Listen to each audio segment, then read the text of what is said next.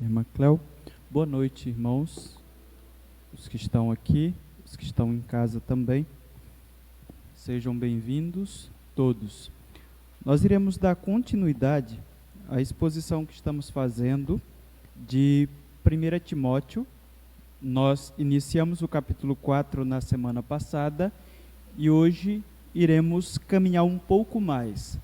O meu objetivo é que nós caminhássemos bem, só que eu estava lembrando aqui que no domingo a gente foi falar sobre João e eu me perdi no tempo, eu quase não termino e eu não gostaria que isso acontecesse hoje, tá? E olha que ficaram muitas coisas sobre João que nós decidimos não colocar, mas mesmo assim ficou muito longo. E eu quero ver se a gente caminha, seria do versículo 6 ao versículo 16, mas eu acho que não vai dar. Iremos provavelmente fazer parte 1 e 2. Então, quando der o nosso tempo, nós iremos parar e iremos dar continuidade na semana que vem. Eu tenho procurado fazer isso, principalmente porque tenho dito para os irmãos que talvez para nós que aqui estamos, para vocês, inclusive para mim, seja a única e a última vez que a gente estude de uma forma um pouco mais profunda os textos que estamos estudando aqui. Então, é importante que a gente não corra, que de fato meditemos tranquilamente aí naquilo que as Escrituras têm a nos dizer. Peço que os irmãos coloquem no texto, eu só vou me arrumar aqui.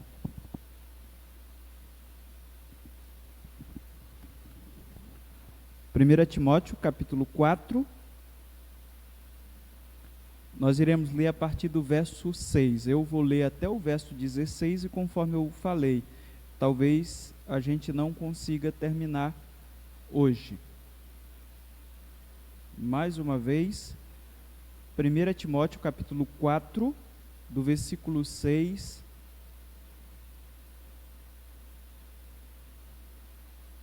em diante.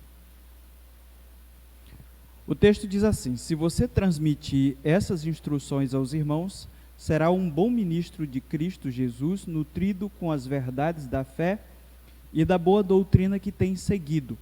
Rejeite, porém, as fábulas profanas de velhas e exercite-se na piedade. O exercício físico é de pouco proveito. A piedade, porém, para tudo é proveitosa, porque tem promessa da vida presente e da futura. Esta é uma afirmação fiel e digna de plena aceitação. Se trabalhamos e lutamos, é porque temos colocado a nossa esperança no Deus vivo, o Salvador de todos os homens, especialmente dos que creem. Ordene e ensine estas coisas. Eu vou ficar só até aqui na nossa leitura. Oremos ao Senhor. Senhor nosso Deus e Pai, te agradecemos por tua palavra que está diante de nós. Te pedimos que ela nos instrua neste momento, de tal forma que possamos sair daqui alimentados por ela. Eu te peço que ela nos faça meditar sobre aquilo que temos vivido, que nos confronte sobre a nossa realidade e nos instrua também para que possamos compreender esse mundo à luz da visão do Senhor que foi revelada a nós por intermédio de tua palavra. É o que eu te peço, em nome de Jesus eu te agradeço, amém. Meus irmãos, eu já comentei algo quando fui fazer uma exposição de Efésios, e eu acho que eu não comentei tudo. Eu quero terminar de uma vez por todas esse assunto que comentei também com a comissão de sucessão pastoral através de um testemunho que eu escrevi. Eu queria iniciar porque esse texto aqui faz parte da minha história de vida e principalmente ministerial. Cerca de 19 anos atrás, eu estava no primeiro ano do ensino médio, já com uma certa idade, porque comecei a estudar apenas aos 9 anos de idade, então eu estava com 19 anos de idade nessa época e estava ainda iniciando o ensino médio por conta do atraso que tive. E eu estava pensando em o que eu poderia fazer da vida ou quanto à questão de profissão. E eu confesso que eu pensava em duas coisas, mas eu era apenas naquele momento um camelô que estava sonhando, muitas vezes acordado e muitas vezes dormindo. Naquele ano, que era o ano de 2002, eu diria para os irmãos que bem espiritualmente e emocionalmente também. Por exemplo, antes eu era um adolescente, sem muito envolvimento com a igreja. Eu ia aos cultos de domingo, e como eu era bem tímido, eu me sentava sempre do lado direito, participava dos cultos, terminou o culto, colocava a Bíblia debaixo do braço e simplesmente ia embora, não tinha nenhum tipo de contato com qualquer pessoa que fosse. Era meio carrancudo, sinistro, mas na verdade era timidez. Nesse momento, em 2002, eu já estava conseguindo me envolver mais com os trabalhos da igreja. E por isso é que eu digo para os irmãos que, além da vida de oração, além de leitura bíblica, estava acontecendo algo diferente. Eu estava fazendo amizade nos âmbitos da igreja e me envolvendo um pouco mais. Eu diria que estava bem emocionalmente, porque eu havia também conhecido a Leoneide, e até o momento eu me sentia bastante só. Então, ali você já tem alguém que começa uma espécie de namoro de 11 meses só de conversa, mas pensando sobre o futuro. Então, há uma companhia, emocionalmente as coisas estão se encaixando. Eu havia comprado uma Bíblia, ainda me lembro, com o valor de R$10, e esse dinheiro que eu comprei essa Bíblia ele vinha de algo ilícito. Eu já disse para os irmãos aqui que trabalhava, na verdade eu dormia para poder estudar na cidade de Viana, na casa de um tio meu, uma casa que era alugada, ele não morava na casa e eu dormia lá só, e lá funcionava uma casa de jogo de baralho. E como eu servia café para os jogadores, ele às vezes me dava algum dinheiro, e eu comprei essa Bíblia com o dinheiro ilícito que eu recebi como garçom dos pifeiros, é isso que chamam lá no Maranhão. E naquele ano eu estava lendo essa Bíblia, e naquele momento em si eu estava lendo algumas passagens soltas da Bíblia. Aí eu comecei a me sentir, eu diria que perseguido por dois textos bíblicos. O primeiro deles está em Efésios capítulo 4, o versículo 12, que diz assim: querendo o aperfeiçoamento dos santos para a obra do ministério, essa parte especificamente, a gente tem um contexto, para a edificação do corpo de Cristo. Toda vez que eu começava a leitura bíblica, não estava lendo com aquela forma que eu condeno, que é aquela que a pessoa fecha o olho e vai lá procurar um versículo bíblico. O certo é que não estava fazendo isso, mas todas as vezes que eu ia ler a Bíblia, procurar alguma leitura bíblica, esse texto aparecia. E aparecia também este texto aqui, de forma alternada, em minhas devoções diárias, nessas duas passagens. E eu me perguntava naquele momento, eu me lembro, o que aquilo significava. Afinal de contas, aconteceu repetidas vezes esse tipo de situação. E eu me lembro também que a minha família até hoje não é convertida. Eu não tinha, por exemplo, um pai na igreja, um irmão mais velho na igreja, ou a mãe, para poder chegar e conversar sobre o texto e dizer, olha, está acontecendo isso, para que eu pudesse compreender. Eu ainda era adolescente, e morava naquele momento de favor, já havia mudado, estava morando na casa de outro tio, não mais na situação em que eu estava. Ali agora já estava com 17, quando eu comprei a Bíblia eu tinha 15 anos de idade com outro serviço. Por vários dias isso aconteceu da mesma forma, e aí foi que eu comecei a entender por mim mesmo que Deus queria alguma coisa comigo de forma diferente. Eu entendi.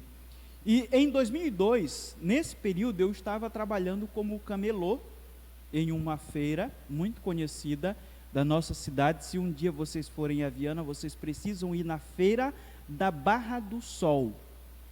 É assim que se chama essa feira. Lá existe um monte de coisa. Você compra carne de boi, lá no Maranhão chama carne de reis, carne de porco, fruta, verdura, essas coisas todas. E tem uma parte grande que os camelôs trabalham, e eu trabalhava lá. Acordava 5 e pouca da manhã, porque às 6 da manhã eu precisava estar lá com um colega meu para pegar uns fardos de roupa, que a gente guardava tudo arrumadinho, em cima de um plástico, e depois tinha que amarrar, e o bicho ficava quadradinho, bonitinho. Colocava calça jeans, todo tipo de roupa, 4 fardos, a gente arrumava isso todo final de expediente, desse jeito, e desarrumava arrumando tudo na posição certinho todo dia de manhã. E certa vez eu estava fazendo a minha parte, estava conversando com um colega meu da Igreja Batista, que tinha me arrumado um emprego com um bom salário naquela época, R$75. Eu me lembro que eu ganhava 75 e ele ganhava 120. Salários excelentes que a gente recebia, e eu estava fazendo a minha parte, que era arrumando as calças, e que era a parte mais fácil. Como ele era experiente, ele estava na parte mais difícil. E aí eu perguntei para ele, diante disso que estava acontecendo, dentre outras coisas, o que eu faria para ir para o ministério pastoral, para ser pastor. Essa foi a pergunta que eu fiz. E aquele rapaz, já tendo uma experiência na Igreja Batista, me deu o direcionamento. E quando ele terminou de falar para mim todas as coisas, o que eu precisava fazer, ou pelo menos grande parte, eu concluí com a frase: então eu quero ser pastor. E aí o cara não soube ficar calado. Ele pegou aquilo que eu disse, foi para a igreja. Chegando na igreja, em um culto de doutrina, eu acho que abriram para a questão de falar alguma coisa, e ele foi lá, deu com a língua nos dentes, falou para a igreja. E eu não fui esse dia, porque eu estudava à noite, porque trabalhava. Ele já tinha terminado os estudos, o ensino médio dele, então ele podia ir durante a semana na igreja, e eu já não podia, porque estava em aula. No outro dia, de repente chegou um irmão lá na feira e disse: irmão, vem aqui, vamos sentar aqui, eu quero conversar com você. Eu achei estranho. Ele disse: olha, nós já estamos sabendo que você quer ser pastor. O pastor já está sabendo, o diácono da igreja, o irmão fulano de tal, já está sabendo, já foi falado na igreja, e a igreja já decidiu que vai apoiar você, vai lhe enviar para o seminário. E o pastor vai vir aqui hoje conversar com você. E aí eu fiquei espantado com aquilo. Afinal de contas, agora que eu estava me chegando com o pessoal, por esse período estava na igreja, quanto à questão de timidez. E eu fiquei imaginando o seguinte: o pastor não vai vir aqui, porque o pastor ele era o único pastor da igreja, de uma igreja com mais de 500 membros. E ele fazia visitas de bicicleta. E ele era esquecido demais também, acredito que por conta de todas as responsabilidades que tinha. Mas aí o pastor foi. Que é algo que eu achei extremamente estranho. Eu já havia conversado com o pastor sobre algumas coisas e ele havia esquecido. E aí de repente ele foi lá, conversou comigo, e a minha história continuou. E hoje nós estamos aqui. E quando eu olho para esse texto, eu penso justamente naquilo, em como tudo isso começou. O texto diz assim: se você transmitir essas instruções aos irmãos, será um bom ministro de Cristo Jesus, nutrido com as verdades da fé e da boa doutrina que tem seguido. Já disse aqui para os irmãos que um dos pontos que eu acho que foi outro ponto em um momento, logo no início da fé cristã, que Deus despertou em mim, foi esse desejo de estudar a Bíblia, de ler a Bíblia. Um adolescente, 15 anos de idade, vai para a igreja, e aí de repente, sem parente na igreja, e diz: não, eu vou ler essa Bíblia toda, porque eu quero saber sobre tudo o que está aqui. Parece algo meio incomum. Eu digo incomum porque não é natural do ser humano. Parece que é Deus que está guiando essa pessoa a fazer isso. E foi isso que aconteceu comigo até eu chegar na FATEB. O contexto desta passagem, que acabei de citar para os irmãos, em Efésios, fala sobre dom. Principalmente o texto de Efésios. E aplicando a mim, eu entendi o seguinte: o pastor, mestre, que é o que diz o texto que eu li antes desse texto aqui, é para aperfeiçoar vocês para a obra do ministério. É isso que Paulo diz lá. Prevendo que eu acredito nisso, pastorear em um tempo de apostasia exacerbada, que é o momento em que nós estamos vivendo, eu acredito que Deus me chamou para combater como um soldado os falsos mestres que surgiriam, assim como faz e tem feito com alguns outros servos dele que ele chamou para esse momento. Já disse aqui para os irmãos que tenho ido em alguns concílios e tenho pensado assim: esse cidadão que está sendo conciliado agora vai ser um pastor em um dos momentos mais difíceis que a humanidade vai enfrentar. Não é apenas eu, são todos aqueles que Deus chamou para esse momento. Os pastores que estão sendo conciliados, consagrados, são pessoas que vão pastorear em um momento de apostasia. Então, neste caso em particular, Deus decidiu fazer dessa forma. E eu queria que nós meditássemos sobre isso hoje, porque afinal de contas, Paulo falou isso para Timóteo lá no primeiro século e continua falando com aqueles que foram vocacionados ou estão sendo vocacionados para o ministério pastoral. Deus falou a Timóteo através do apóstolo Paulo e Deus falou comigo nesse momento em que nós estamos vivendo e continua falando, porque todas as vezes que eu passo aqui, eu me lembro, foi você. Foi neste momento, ou Deus usou esse texto aqui para que ele pudesse confirmar algumas coisas que já estavam acontecendo em minha vida. O texto de hoje nos fala sobre o comportamento do líder cristão em tempo de apostasia. É isso que Paulo está falando. Lembrem, os irmãos que estavam aqui, os que acompanharam de casa, Paulo começa o capítulo 4 dizendo: o Espírito diz claramente que nos últimos tempos alguns abandonarão a fé e seguirão espíritos enganadores e doutrinas de demônios. Nós falamos semana passada sobre isso. E aí Paulo, depois de falar sobre aquilo que aconteceria com a igreja nos últimos tempos, diz para Timóteo como é que ele deveria agir.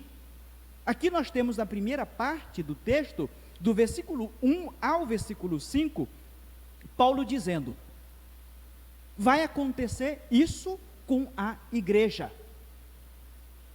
As pessoas vão viver assim, elas procurarão para si líderes aí que falem para elas aquilo que querem ouvir. Ele vai falar isso em um outro momento, mas está relacionado aqui, quando ele diz o seguinte, que alguns vão apostatar da fé porque vão dar ouvidos a espíritos demoníacos. E aí chega no versículo 6, ele vai dizer para Timóteo: e você? Já que a igreja vai estar assim, ou a igreja vai ficar assim, o que que você vai fazer diante de tudo isso? Ele diz: se você transmitir essas instruções aos irmãos, será um bom ministro de Cristo Jesus, nutrido com as verdades da fé e da boa doutrina que tem seguido. O que a gente percebe nesse versículo 6 é que, ao falar sobre o comportamento do líder cristão em tempo de apostasia, Paulo vai dizer para Timóteo que o comportamento desse líder, nesse momento de apostasia, deve ser transmitir fielmente as verdades bíblicas. Ele não precisa fazer outra coisa, a não ser fazer aquilo que aqueles que Deus chamou durante a história fizeram. Momentos de apostasia sempre aconteceram durante a história do povo de Deus. Mas o líder que fielmente tem seguido ao Senhor precisa entender que ele não precisa mudar nada. Ele precisa continuar fazendo aquilo que já tem sido feito durante a história. Transmitir fielmente as verdades bíblicas. Estes versos são uma continuação, como já falei, dos versículos que meditamos semana passada, no início do capítulo 4, o que é que nós vimos? Mais uma vez, do versículo 1 ao versículo 5, Paulo adverte Timóteo sobre os últimos dias. Resumindo, ele destaca a grandiosidade da apostasia. Está lá, muito claro. Ele fala sobre o surgimento de falsos mestres que, através de forças demoníacas, enganariam pessoas. E o que Paulo está dizendo a Timóteo é o seguinte: os hereges farão essas coisas. Contudo, você, Timóteo, agirá dessa forma. Para nós, hoje, ele está dizendo: os hereges farão isso, aquilo que ele já falou, as pessoas darão ouvidos aos seus ensinos demoníacos, mas o líder cristão, aquele que tem servido ao Senhor fielmente e tem pregado a sua palavra com fidelidade, deve agir conforme ele disse. Aqui, se você transmitir essas instruções aos irmãos, será um bom ministro de Cristo, nutrido com as verdades da fé e da boa doutrina que tem seguido. Você só será um bom ministro de Cristo se transmitir essas verdades. É isso que Paulo está dizendo a Timóteo. Há uma condição ou uma condicional para esse indivíduo que está com a responsabilidade de transmitir a palavra de Deus. O texto em grego, talvez, eu não sei qual a versão que os irmãos têm aqui, a versão que eu li aqui para vocês é a NVI, diz se. O texto em grego não tem essa palavrinha.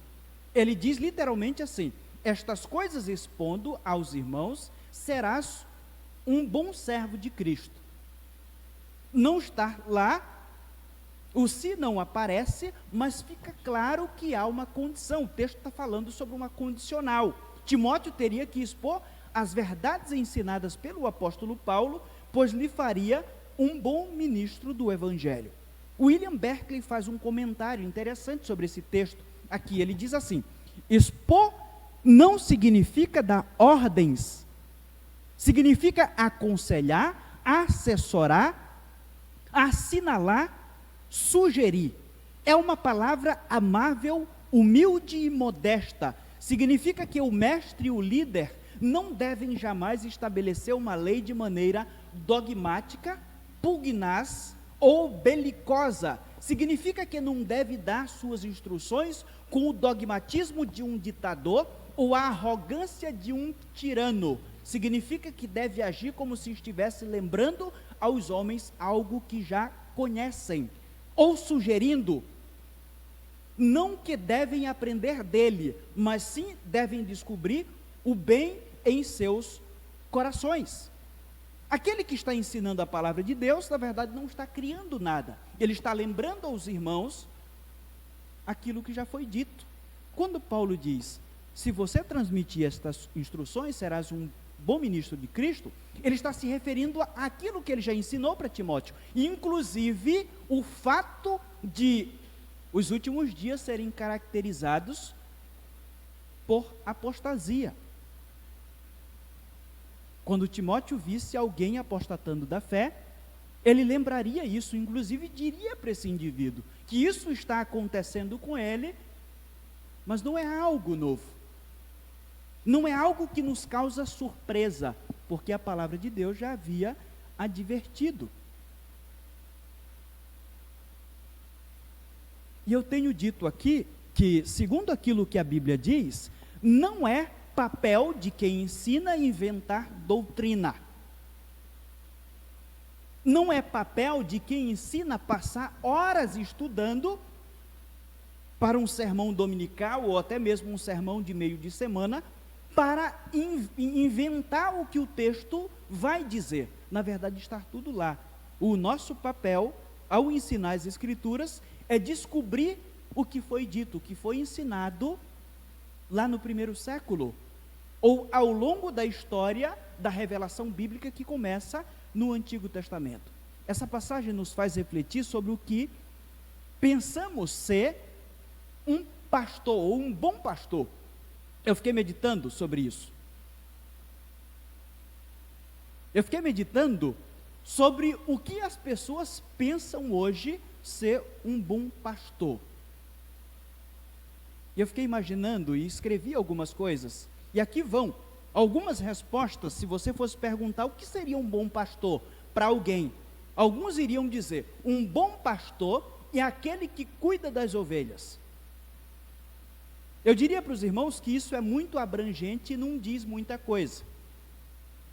Uma certa vez, eu perguntei para uma irmã o seguinte: o que você aprendeu este ano aqui na igreja?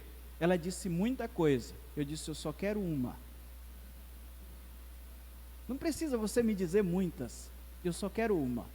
E ela não lembrou. É claro que eu estava brincando com ela, eu disse de forma brincando, eu não falei desse jeito aqui, e quando prega está mais sisudo. E ela inclusive ficou rindo, e até hoje me ama. Mas o certo é que responder essa pergunta como sendo um bom pastor é aquele que cuida das ovelhas, é muito abrangente e não diz muita coisa. Outros diriam: um bom pastor é aquele que visita as ovelhas. Outros iriam dizer: é aquele que puxa a orelha das ovelhas. Outros iriam responder: é aquele que evangeliza. Outros iriam responder: é aquele que ganha almas para Cristo. É uma frase que muita gente hoje tem utilizado.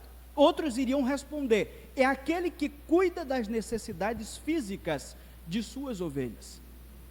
Eu tenho certeza, ou plena certeza, de que uma porcentagem mínima responderia o que diz essa passagem. Essa passagem responde da seguinte forma: um bom pastor é aquele que expõe fielmente as verdades bíblicas, inclusive em tempo de apostasia, que é o momento mais difícil.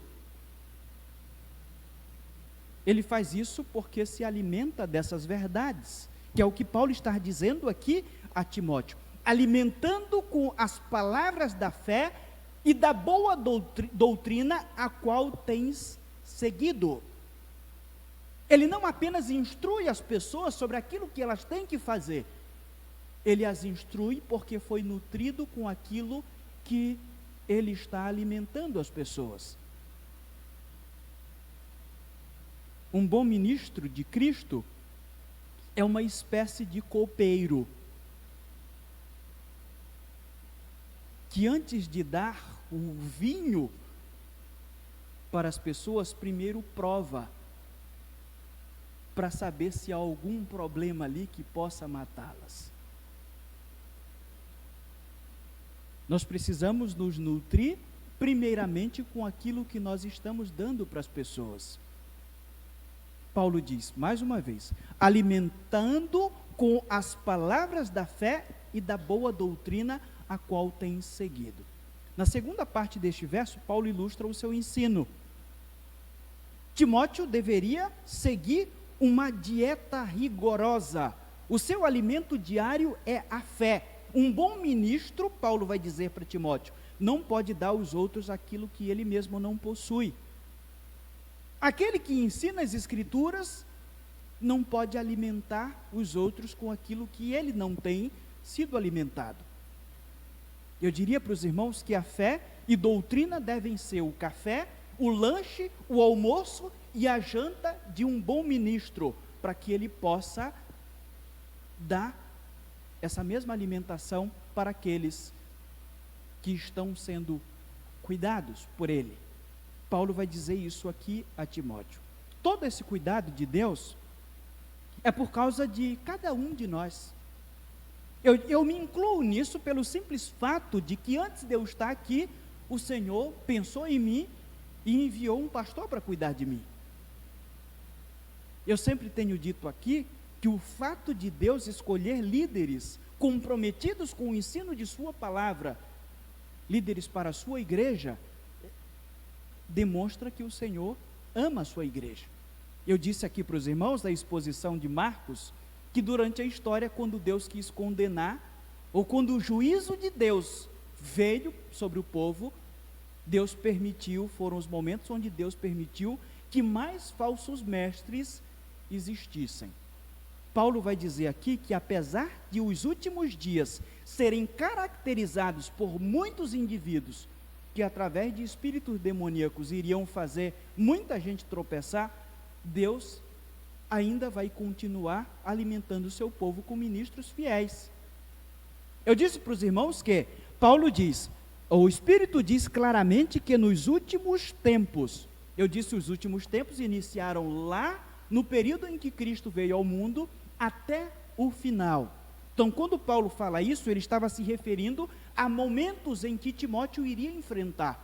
E a gente sabe que Timóteo enfrentou esse momento, inclusive na própria igreja onde ele estava como pastor. A segunda carta é uma carta que nos revela isso, onde Timóteo estava tendo problemas como pastor, ele já estava se sentindo só, os apóstolos estavam morrendo e ele estava sendo perseguido por pessoas que não queriam nada com as Escrituras. Deus transforma, eu diria para os irmãos, os piores homens para depois colocar as qualidades necessárias para que assim eles possam servi-lo, servindo a sua igreja. Versículo 7, nós temos a primeira parte. Paulo diz a Timóteo: rejeite, porém, as fábulas profanas e tolas, literalmente, mas os mitos profanos, típicos de velhas caducas, rejeita. Literalmente é isso que o texto diz. Então, mais uma vez, o comportamento do líder cristão em tempo de apostasia, Paulo vai dizer que é também rejeitar veementemente os falsos ensinos. Além dele ensinar as verdades bíblicas, nesse momento permanecer fiel às Escrituras, esse indivíduo deve rejeitar veementemente aquilo que é mal, os falsos ensinos que tentam se entrincheirar nas fronteiras do verdadeiro evangelho. Fábulas profanas, segundo esse texto aqui, são histórias que as senhoras idosas contavam às crianças. É isso que dizem quando Paulo ilustra com essa ideia aqui. Eu provavelmente, provavelmente, tirando eu, vocês já ouviram muitas histórias quando eram criança. Por exemplo, de uma avó. Eu nasci em um local que não tinha televisão, não tinha nada, então de noite, geralmente nós dormíamos ouvindo uma história. O meu pai contava.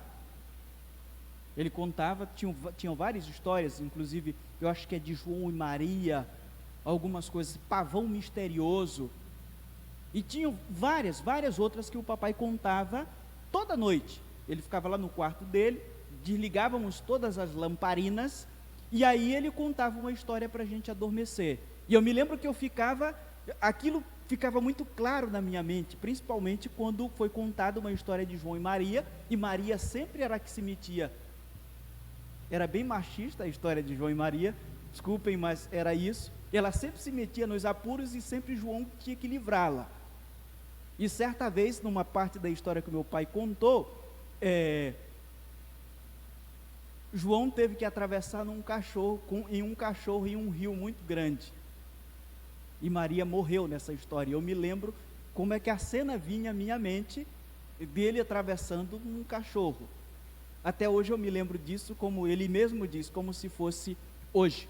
Então, essas histórias que são criadas neste contexto aqui, eram mitos. No contexto grego em si, em que a história está inserida, nós temos os mitos, a tentativa do homem dar uma explicação para a sua realidade. Os mitos surgem dentro desse contexto, abordando esse tipo de questão. E naquele contexto em si, haviam muitos mitos que idosos contavam, e Paulo utiliza o termo velhas caducas, que provavelmente alguém vai se sentir ofendido porque ele usou esse termo aqui.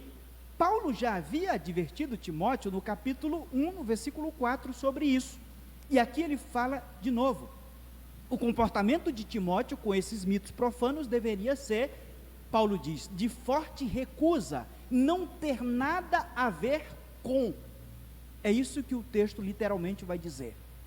Nós não temos como saber exatamente quais seriam esses mitos. Já falei para os irmãos, o contexto em que esta igreja estava inserida era um contexto influenciado pela cultura grega. Nós temos também o contexto judaico, que tinham mitos também. Nós não sabemos, alguns sugerem que eram histórias, mais uma vez, ou mitos criados por falsos mestres judeus. Já outros acreditam que eram alguma invenção ou algum protótipo daquilo que eu tenho falado para vocês, dos hereges do gnosticismo.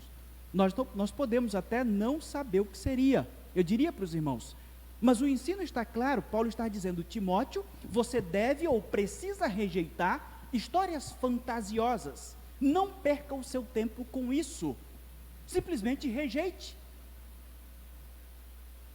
Quando eu olho para esse texto, eu me lembro do nosso próprio contexto, porque eu acho que as Escrituras têm uma validade tremenda quando a gente olha para o texto, entende o que ele significou para aquelas pessoas e olha para o nosso contexto para que nós possamos ler.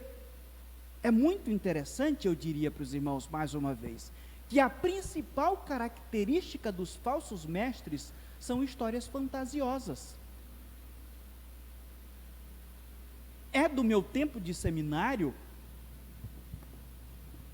um cara que ficou muito famoso, um pastor, que contava um sonho que ele teve, e eles apelidaram ele de Zé Galinha. Aquele que estava no galinheiro, e ele dizia que ele estava com câncer, e o câncer era terminal, e ele já havia orado a Deus várias vezes, e o câncer não passava, ele não ficava curado, e aí ele disse: olha, eu não oro mais, Deus. Ele disse assim para Deus, e aí de repente ele estava num galinheiro, as galinhas foram batizadas com o Espírito Santo, elas começaram a falar em língua estranha, e eu não sei se vocês já ouviram, mas isso aí está no YouTube até hoje. Esse cara virava o Brasil todo contando essa história, esse testemunho, digamos assim, e as pessoas ouviam.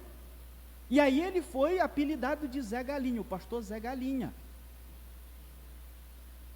Existem várias histórias, e isso é apenas um exemplo que eu diria que grotesco, mas existem outros. Desde o primeiro século, uma das características dos falsos mestres é inventar histórias fantasiosas. Eles sempre precisam ir além das Escrituras, então eles inventam alguma história, alguma revelação especial que aconteceu. Eles sonharam e de repente aconteceu alguma coisa, e eles transformam isso em doutrina. E aqui eu poderia inclusive falar sobre a Ellen White, as suas revelações. A gente olha para o texto bíblico, vai entender em Paulo que não é tarefa do líder cristão inventar o que ele vai ensinar. O que Deus quer que ele ensine está na Bíblia. Por isso, o que não é bíblico não é bem-vindo. Paulo começa a dizer para Timóteo: Timóteo, nos últimos dias acontecerá isso aqui. Pessoas ouvirão espíritos enganadores, serão atraídas por isso. Surgirão falsos mestres aos montes, influenciados por demônios. E Timóteo poderia perguntar: e aí, o que eu vou fazer diante de uma igreja apóstata e diante de falsos mestres cheios do diabo fazendo esse tipo de coisa? Antes que Timóteo pensasse sobre isso, Paulo diz: se você transmitir essas instruções aos irmãos, será um bom ministro de Cristo Jesus, nutrido com as verdades da fé e da boa doutrina que tem seguido. E aí ele prossegue, que é o destaque que eu fiz em segundo lugar para os irmãos: rejeite, porém, as fábulas profanas e tolas, e exercite-se na piedade.